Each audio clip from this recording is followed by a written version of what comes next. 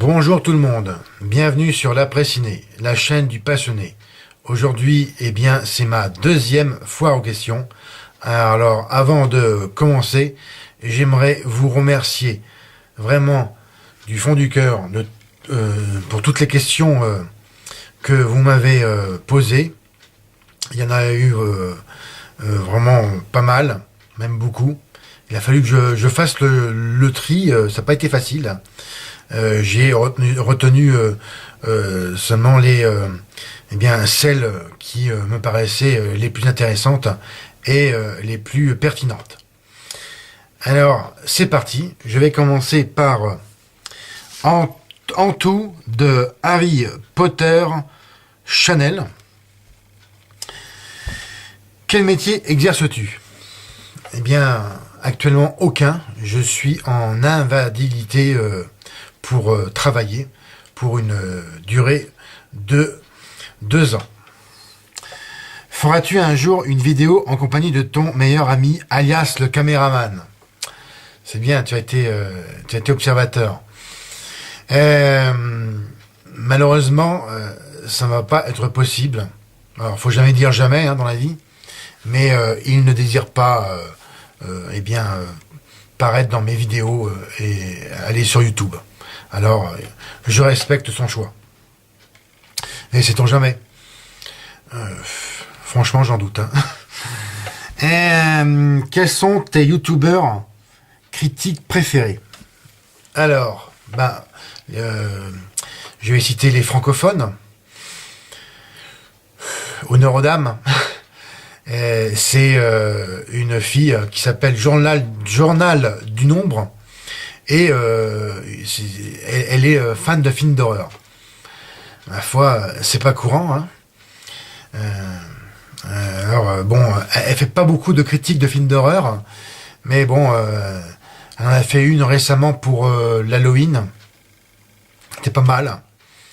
Et je souhaiterais quand même qu'elle en fasse plus, parce qu'elle fait pas que ce genre de choses. Elle fait aussi d'autres vidéos thématiques. Je vous invite à la découvrir. Elle s'appelle Léa et elle est du côté, il me semble, de Saint-Étienne, ici en France. Ensuite, alors il y a Horreur Critique. C'est Laurent de Champlain du côté de Montréal, au Québec, qui est spécialisé en fait dans l'horreur, critique de films d'horreur. Malheureusement, il n'en fait plus beaucoup. C'est vraiment maintenant devenu au compte-gouttes, ces critiques sur les films d'horreur. Bon, c'est dommage. J'aurais voulu qu'il continue.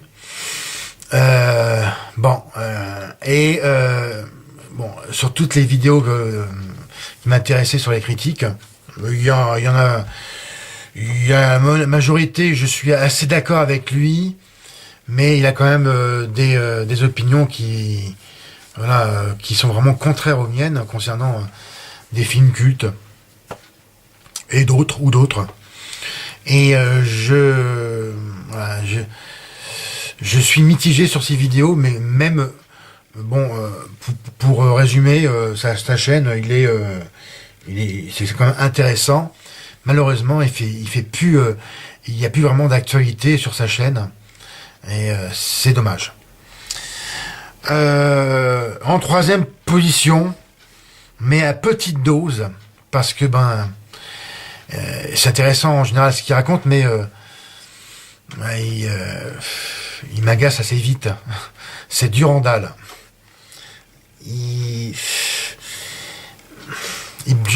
Déjà il parle trop vite. Bon, ça j'aime pas. Il a une culture, vraiment une bonne culture, un bon niveau général concernant le cinéma. Mais pour les films d'horreur, il en fait pas vraiment, d'ailleurs, des critiques de films d'horreur. Et c'est aussi mitigé. Il y a du bon, mais il y a pas mal de mauvais. Et encore une fois, son parler est trop rapide. Ce qui fait qu'au bout de déjà 10 minutes, je sature et je zappe. Mais bon, je suis abonné à sa chaîne, mais je ne sais pas si dans un futur proche, voire même très proche, je me désabonne si eh bien je n'éprouve plus d'intérêt sur ce qu'il raconte. Voici pour les youtubeurs françaises. Troisième, je veux dire, pour deuxième catégorie de youtubeurs, ce sont des anglophones, hein, des Américains. Aux États-Unis, bien sûr. Mon préféré, c'est Nate Dunning Films, du côté de La Porte dans l'Indiana. Il est bon. Il est bon par rapport à ce que je compare dans mes goûts personnels de films d'horreur. Il y a une bonne analyse. Il suscite vraiment l'intérêt quand on l'écoute. Bon, moi je suis d'un assez bon maintenant niveau d'anglais. J'ai énormément perdu parce que bon, j'ai fait des études poussées d'anglais, mais ce qui me manque, c'est d'entretenir la langue, le parler, et pour la compréhension aussi, hein, parce que ça va de pair. Alors bon, lui, je le comprends bien, en général à 80%. Il parle lentement déjà, et il articule assez bien. Et ce qui est bon pour la compréhension, bien sûr, en général. Et c'est un garçon qui est posé dans son analyse et la façon de parler. Nate Dunning.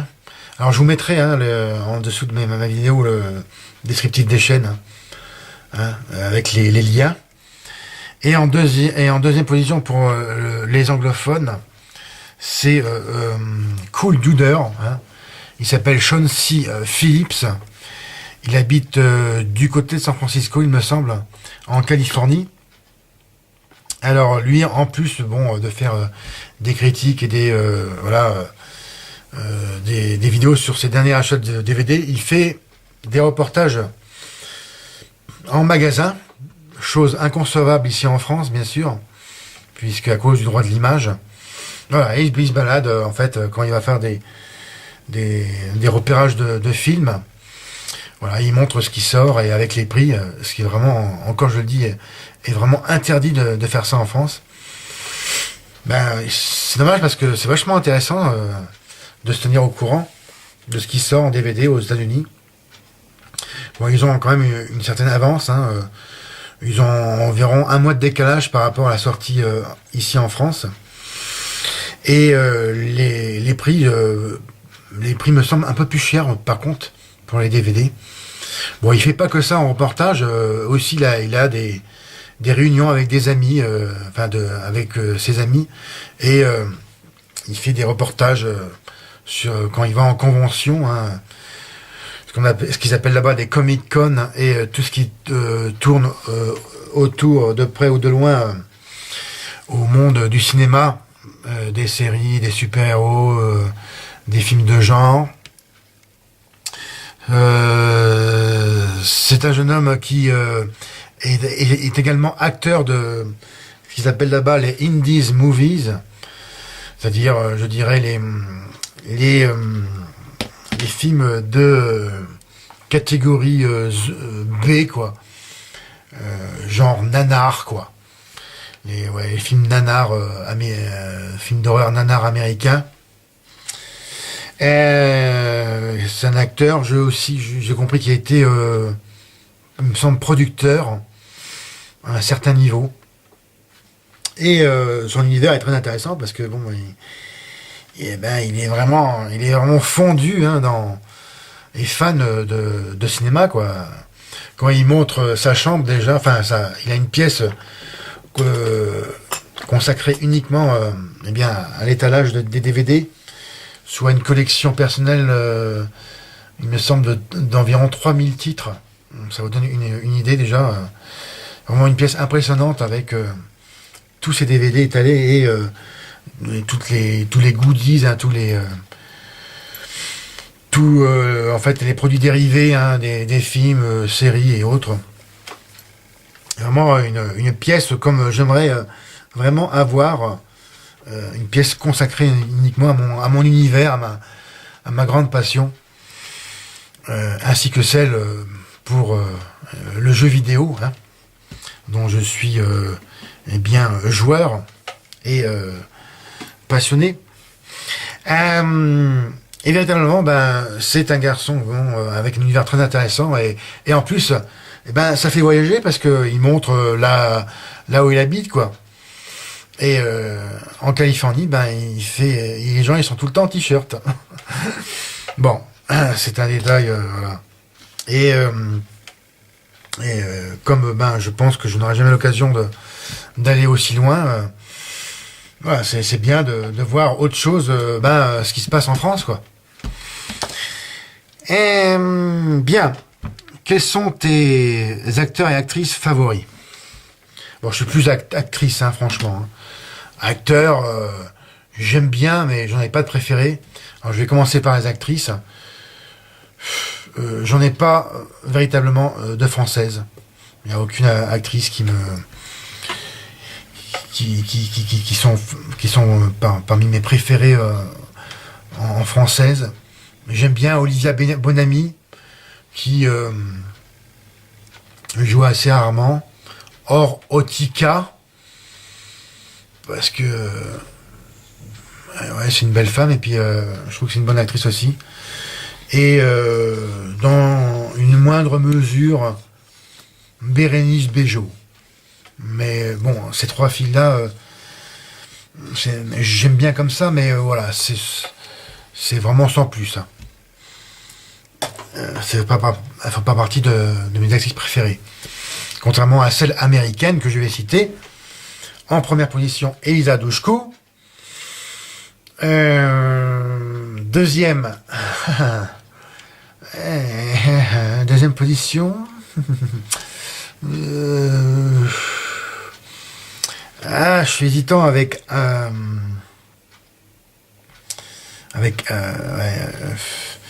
Alexandra Daddario et ses jolis yeux verts, et Jessica Biel. Ouais, je dirais quand même Alexandra Daddario. C'est une jeune actrice prometteuse que j'aime bien. Troisième, troisième Jessica Biel. Quatrième, Jennifer Love Hewitt. J'aime bien aussi. Et je mettrai en cinquième Halle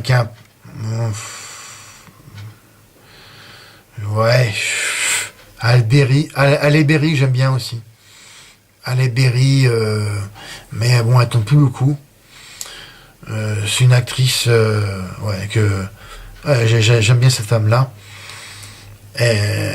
Surtout dans les X-Men, avec ce personnage de Tornade.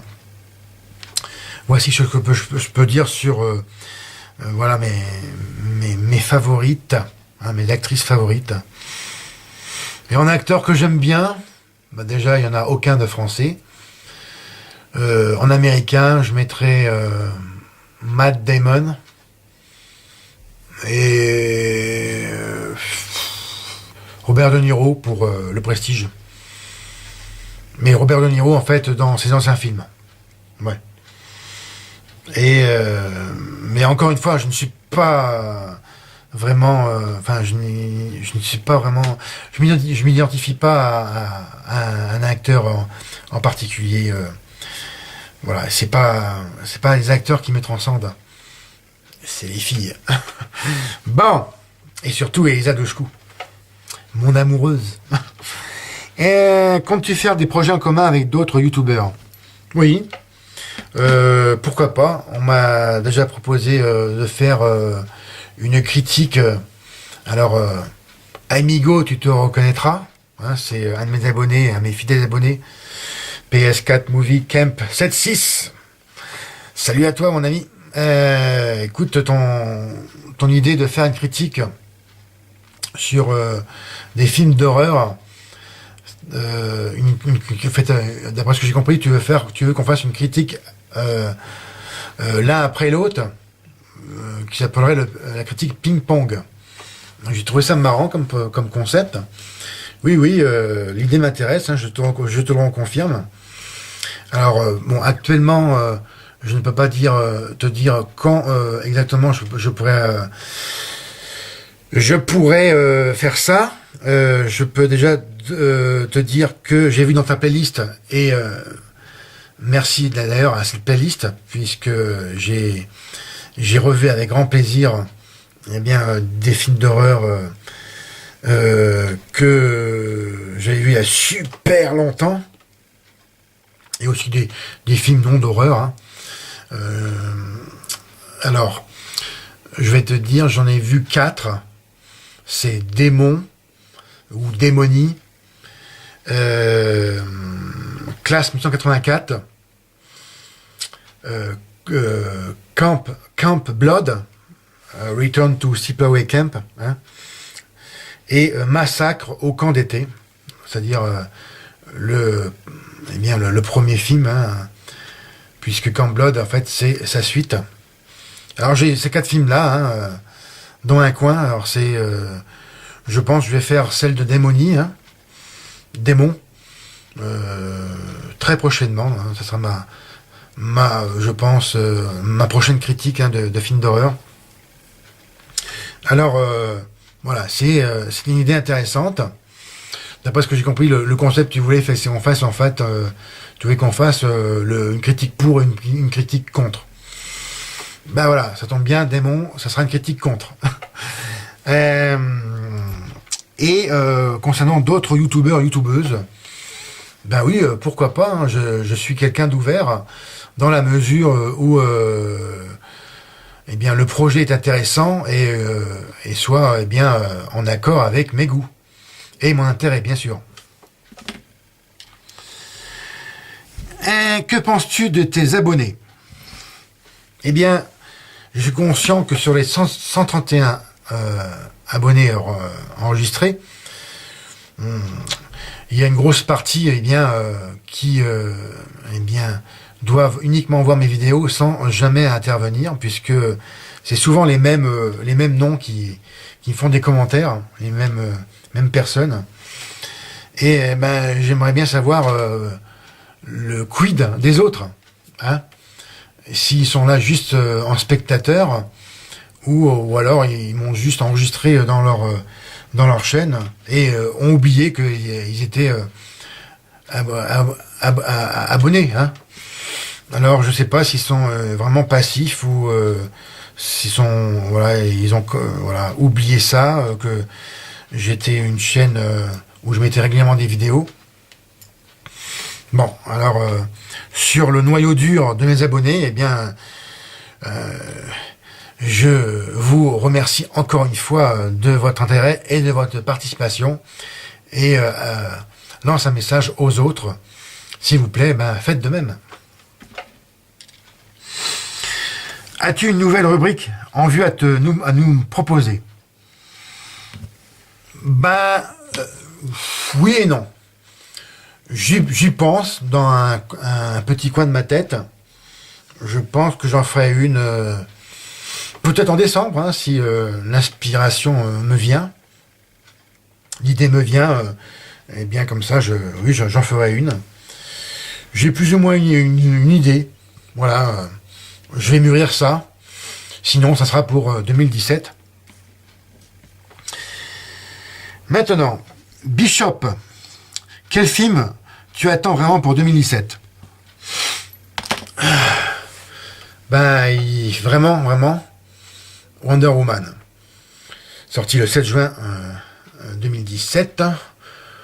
Si possible, s'il sort ici au Méga CGR de Bourges, en projection 3D, assurément, j'irai le voir. Et j'ai 2 autres films. En film de genre, et qui devrait sortir courant 2017. Je n'ai pas d'infos pour l'instant, plus d'infos, c'est Leatherface. Alors, ne pas confondre avec Massacre à la tronçonneuse numéro 3, puisque celui-ci, en fait, ce sera le film sur l'enfance et l'adolescence de Thomas Hewitt, avant qu'il devienne ce tueur implacable. Et j'espère qu'il sortira en 3D, puisque si c'est le cas, j'irai assurément au cinéma. Et à la fin de l'année prochaine, ça sera le Star Wars numéro... je ne sais plus égaré dans les numéros, là. Je crois que ce sera le numéro 8, il me semble. Ouais. Ou alors je me trompe. Non, ça sera le numéro 8. Enfin, si j'ai pas bon, vous me corrigez. Voilà, ça sera 3 sorties majeures pour moi, pour l'année prochaine. Kevin Poole, qu'attends-tu du nouveau film de Spider-Man? Donc le Spider-Man qui devrait sortir, il me semble, pour 2017. Bah rien. Si ce n'est un bon divertissement, et si possible en projection 3D, et puis j'irai le voir au cinéma. J'aime bien Spider-Man, mais c'est pas mon super-héros préféré.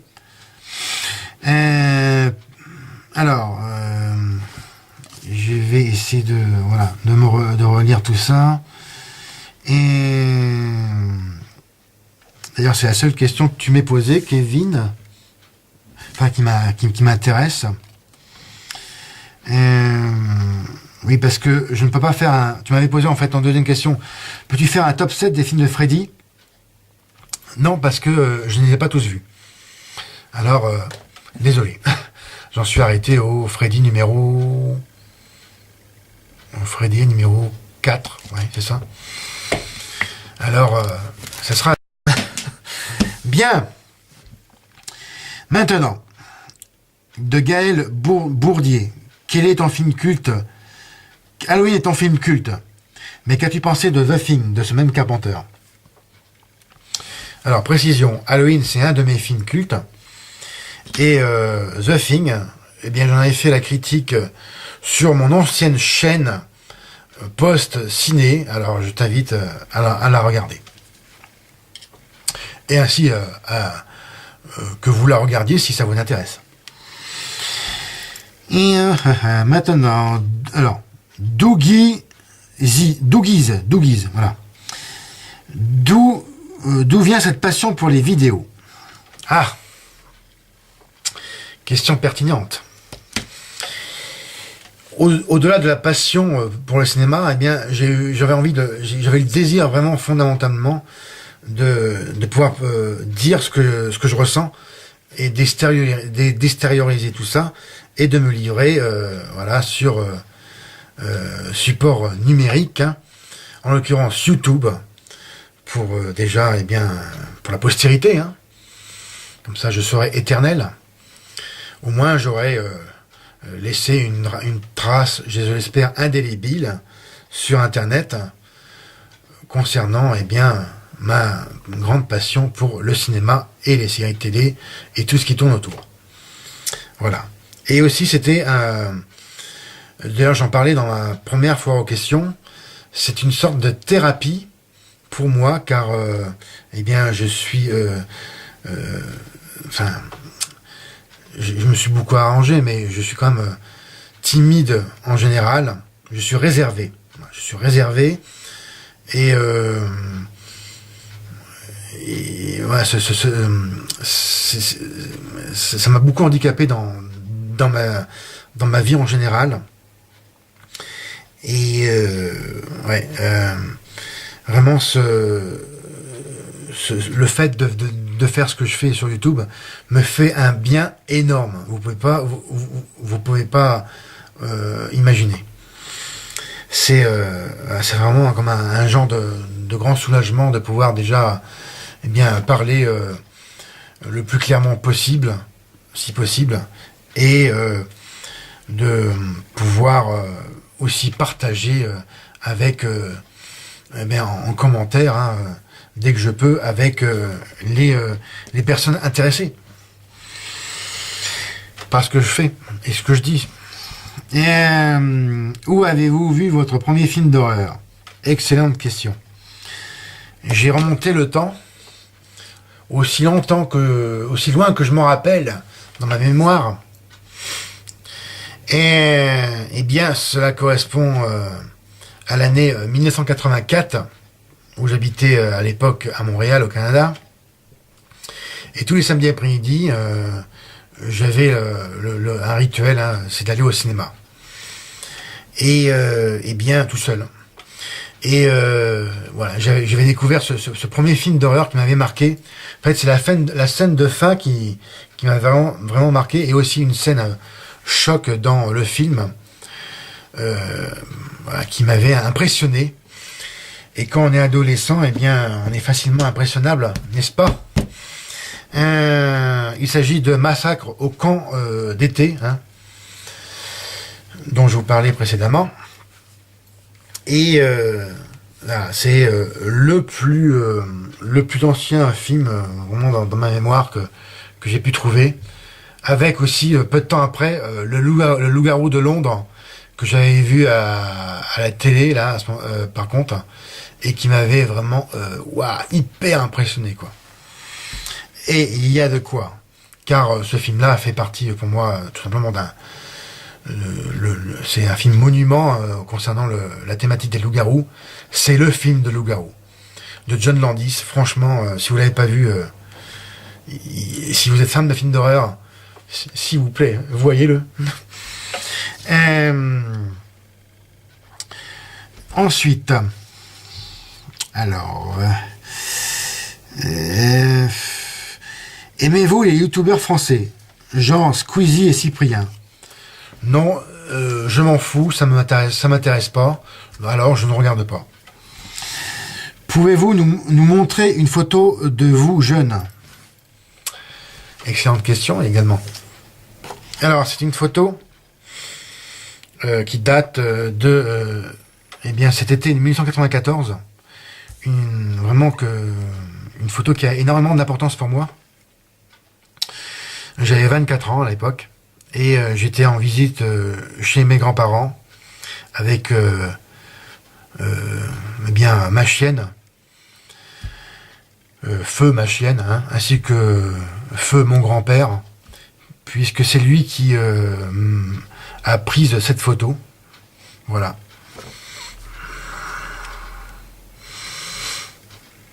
Et d'ailleurs, c'est une des rares photos qu'il ait prise de moi. Alors, je sais pas si vous voyez bien, voilà. Et j'étais, voilà, je prenais la pause avant de repartir sur leur parking. Voilà. Et ma chienne Chippy, que je considérais comme ma fille. Pourquoi ne plus poster de vidéos sur vos chaînes Post-Ciné et sur Sérimania? Bien, tout simplement parce que j'ai deux raisons, hein, pour ceci. La première, c'était que un pirate avait piraté, en l'occurrence, mon compte YouTube, et je ne peux plus accéder à la partie gestion de mon compte. Alors je ne peux pas fermer ces chaînes-là. Alors elles resteront pour la postérité. Et à cause de ça, j'ai décidé de créer cette chaîne, hein, l'après ciné, pour en faire deux en une. Voilà. Et avez-vous déjà joué à un jeu vidéo? Ben oui, tout à fait. Je suis d'ailleurs joueur, hein, sur console PS2, hein, pour la plus vieille, PS3 et Xbox 360. Voilà. Et je joue régulièrement, si ce n'est pas tous les jours, tous les 2 jours. Et êtes-vous plutôt film ou série?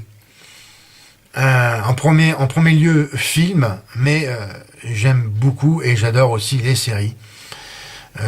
dans une autre mesure, mais oui, en premier lieu, film. Gaël Bourdier. Bonjour. Qu'as-tu pensé du film Shining? Ça remonte très loin dans ma mémoire. Voilà. C'est trop ancien, franchement, pour vraiment que j'ai une vision claire, pour en faire une analyse comme ça, voire une critique. Bon, il faudrait que je revoie le film parce que sinon je peux pas te donner une opinion.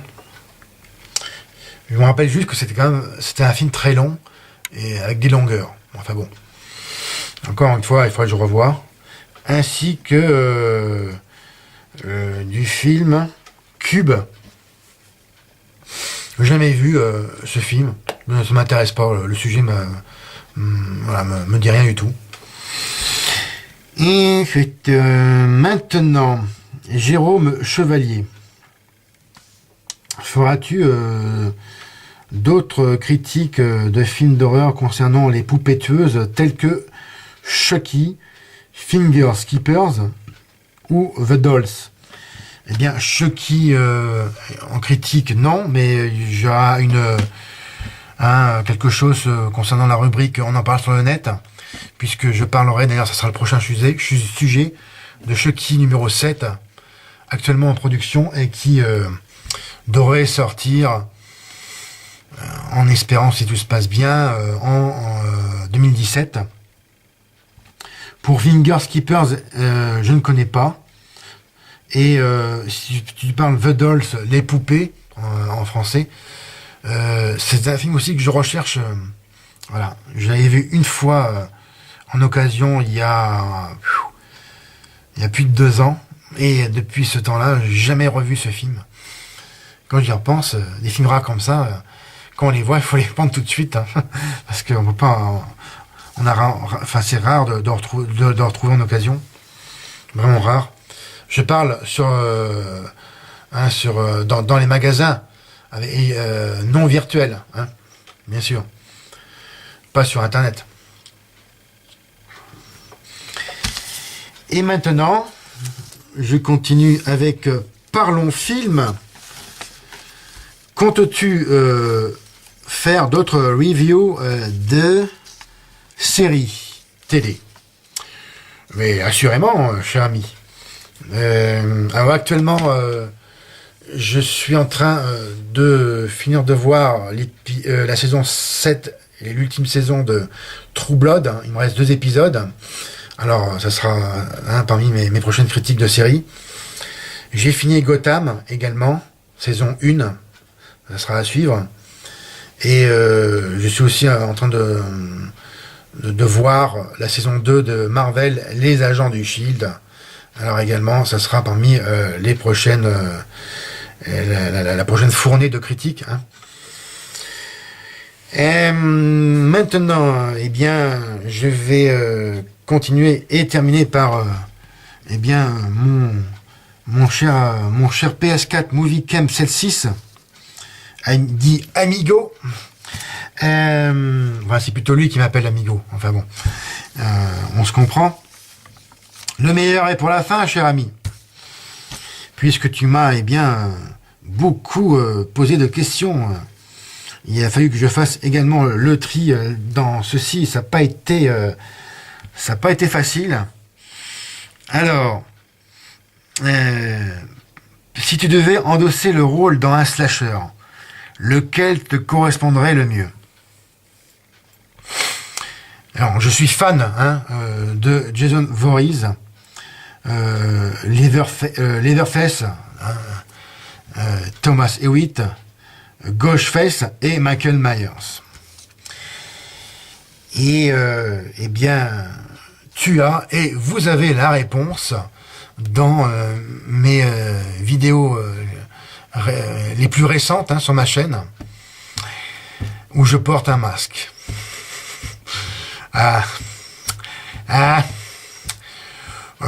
Voilà. c'est mon chouchou, quoi. C'est vrai que, ben, de par ma corpulence, parce que bon, je suis quand même, voilà, je fais un certain gabarit, par ma gestuelle aussi, parce que moi, je marche doucement. Hein. Je ne peux pas être vif comme Ghostface. En ex-aequo, je mettrais, voilà, le tueur du vendredi. Je vous vois un mèche. Et Michael Myers par leur démarche. Puis je ne peux pas mettre, ouais, leur démarche, leur rythme de marche, puisque quand même, mine de rien, le gabarit de Thomas Hewitt, il peut courir même vite, et ce n'est absolument pas mon cas. Alors, oui, assurément, ces deux-là, c'est vraiment très dur pour moi de me départager, mais je précise, c'est Michael Myers, mais version Rob Zombie. Hein. Alors, grande différence quand même, hein, dans la silhouette et le design du masque. Je suis vraiment plus fan de ce film-là, de Rob Zombie, enfin plus fan en fait de l'apparence de Michael Myers, qui me correspond, quoi. Et notre ami du lac de cristal. Bien. Bien. Si tu devais d'ailleurs sauver une seule vie dans n'importe quel film d'horreur, qui et pourquoi? Excellente question. Me connaissant bien, enfin vous qui suivez mes critiques, mon décor dans ma chambre, notamment sur mes murs, bah des filles, quoi. Enfin une fille de préférence brune, avec une poitrine imposante, voilà. Oui, je la sauverai parce que je voudrais après qu'elle me récompense par mon geste, qu'elle soit reconnaissante. Oui, bien, quoi. Et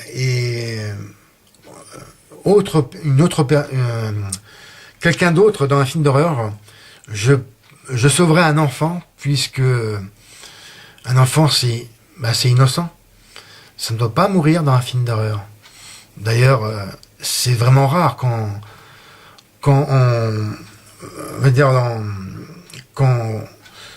on regarde de près, on est attentif dans les films d'horreur, c'est rare qu'un enfant meure. Alors voilà. Quel est ton premier film que tu as vu à tes 16 ans et qui t'a donné la passion? Donc tu parles de films d'horreur, hein. Donc je l'ai répondu précédemment et j'avais 14 ans, hein. Que penses-tu de George Romero et de sa trilogie culte? La nuit des morts vivants, Zombies, Le jour des morts vivants. Je suis pas spécialement fan de la thématique du zombie, en général. J'avais assez bien aimé Land of the Dead, le territoire des morts, avec entre autres la divine et succulente Asia Argento, qui était bien à l'époque en tant qu'actrice, parce que maintenant elle ressemble plus à grand chose, et en plus elle tourne plus, quasiment plus. C'est le seul film de zombies qui m'avait intéressé de par son message. Il y avait un message politique, hein, là-dedans, qui était intéressant. Et j'avais bien aimé, mais c'est pas de lui, c'est Le jour des morts. Non, je me trompe. Ou L'Aube des morts, Le jour des morts, ça se passe dans un centre commercial, mais c'est pas de lui. À moins que je me trompe. Mais pour résumer, Romero, c'est pas trop mon truc, quoi. Quelle est pour toi la plus grande saga de l'horreur? Et explique ton choix. Oh, c'est un choix cornélien que je dois faire là, cher ami. Pour moi, il y en a plusieurs, des sagas. Vraiment plusieurs. En premier lieu, je peux pas mettre un premier, un deuxième, troisième position, quatrième position. Ils sont tout aussi bien que les autres, quoi. Les massacres à la tronçonneuse. Scream. Assurément. Les Freddy. Les Griffes de la Nuit. Bien sûr, Halloween. Et Vendredi 13. Et pour moi, c'est tout aussi culte, quoi. C'est aussi culte pour le film de genre. Je rajoute la saga Underworld. D'ailleurs, au passage, en février, ça vient de me remettre les pendules à l'heure dans ma tête. Il y a aussi un autre film d'horreur que j'attends, c'est Underworld. Ça sera Underworld numéro 5, prévu au mois de février, en 3 dimensions. Et ça sera un grand plaisir d'aller voir ce film-là, parce que j'avais aussi également oublié de vous dire en actrice préférée, mais c'est une anglaise. C'est Kate Beckinsale.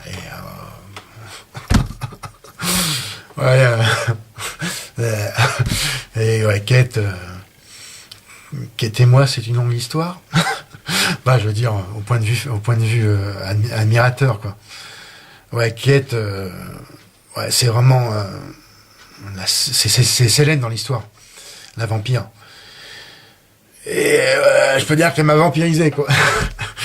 Et je trouve que c'est une excellente actrice en plus. Et puis quand on l'écoute en VO, elle a une voix. Voilà, ça sera véritablement le film d'horreur à voir pour commencer l'année 2017. Et la saga Underworld est excellente.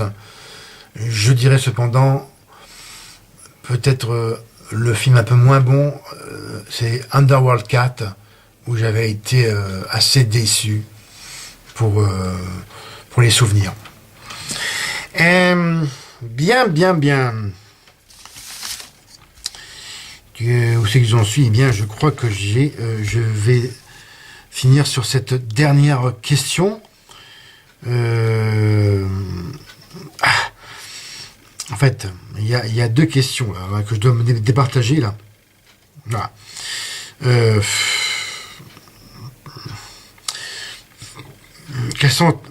y a question pour toi les meurtres les plus intéressants dans les films d'horreur.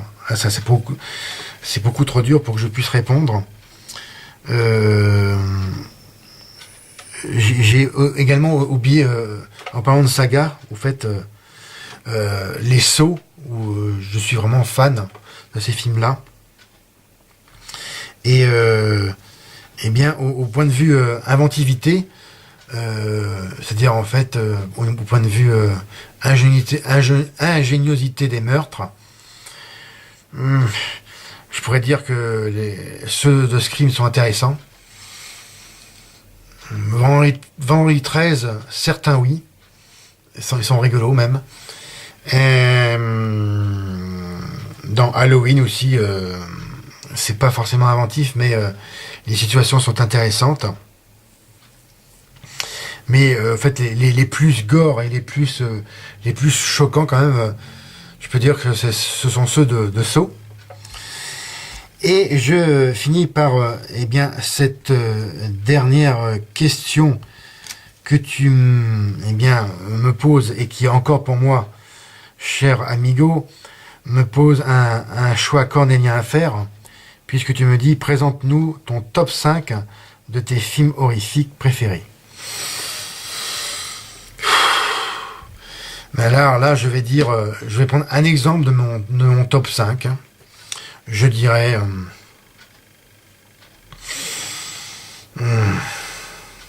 franchement, vraiment, celui qui m'a fait vraiment... qui m'a transcendé, c'est le remake de Marcus Nispel de Massacre à la tronçonneuse, avec cette découverte d'actrice, Jessica Biel. Ce film, putain, c'est juste un chef-d'œuvre, quoi. C'est tellement glauque et brutal et c'est une pièce de maître, quoi. Il y a pas à chier, quoi. Le Halloween original de Carpenter, bien entendu. C'est pas évident à répondre. Hein. En troisième, je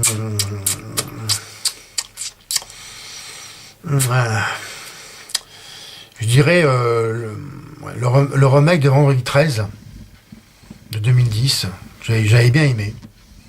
Qui était pas forcément nouveau, mais j'avais trouvé ça bien. C'était vraiment un bon remake, toujours de Marcus Nispel. En quatrième, Scream, le 1 bien sûr. Et pour finir la marche, en cinquième, le premier Griffe de la nuit. Voilà. Et c'est ce qui conclut cette deuxième foire aux questions hein, pour aujourd'hui. Alors, comme d'habitude, regardez et partagez mes autres vidéos. Mettez-moi un M, bien évidemment, si vous avez aimé. Laissez-moi, s'il vous plaît, vos commentaires en dessous, comme d'habitude. Que l'on puisse discuter, regarder et partager mes autres vidéos. Et suivez mon actualité sur mes comptes sociaux. Twitter, l'après-ciné, et ma page Facebook, Post-Ciné. Et encore mieux, abonnez-vous à ma chaîne. C'était Fred. Merci encore pour toutes vos questions. Et je vous donne rendez-vous prochainement pour une autre vidéo. Salut!